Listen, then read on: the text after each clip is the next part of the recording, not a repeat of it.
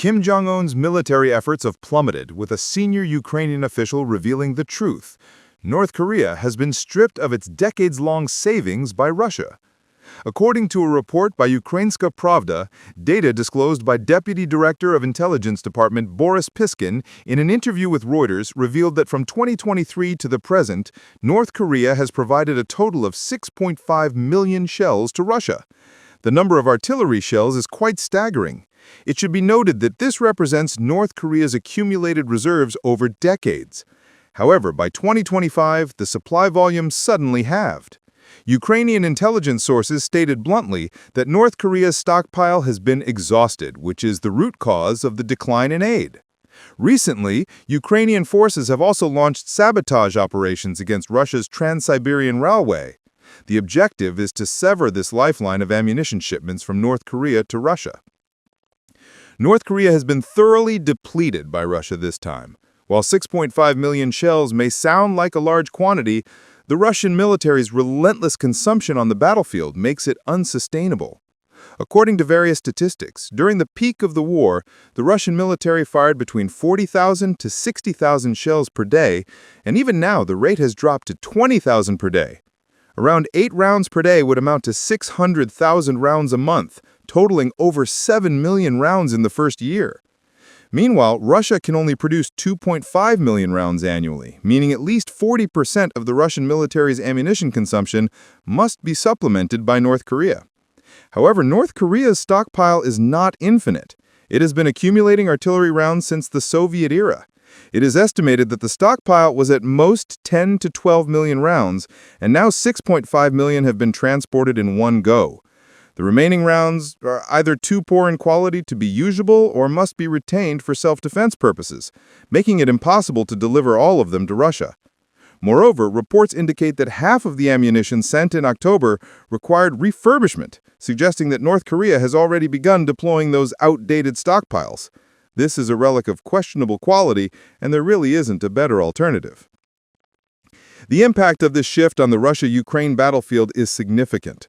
The Russian military's steady advance in the Donbass region in 2024 relied on intensive artillery coverage, using artillery shells to plow through Ukrainian positions before infantry moved in.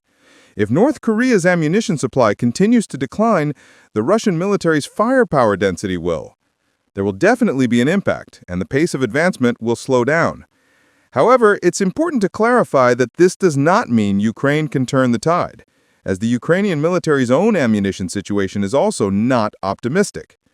Ukraine now relies entirely on aid from the US and Europe, firing approximately 2,000 to 3,000 artillery shells per day. Although this is far fewer than the Russian forces, it still represents a significant consumption, and the US and Europe's own stockpiles are limited. The stockpiles are also running low, and they must consider their own defense needs, so they cannot supply Ukraine indefinitely. The U.S. currently produces around 2,155mm artillery shells annually, and Europe's total output is roughly the same. While this may seem substantial, it's important to note that Russia and Ukraine combined consume over 10 million shells per year, creating a significant gap. It's truly enormous. Most interestingly, as North Korea's ammunition supply dwindles, it has begun shifting toward drone production. Drivers have reported that North Korea has started mass-producing suicide drones and medium-range drones. This shift isn't a casual decision. North Korea must have studied the application of drones on the Ukrainian battlefield, realizing their low cost but good results, so production direction was promptly invested. This was good news for Russia, as drones could help compensate for some of the firepower gap.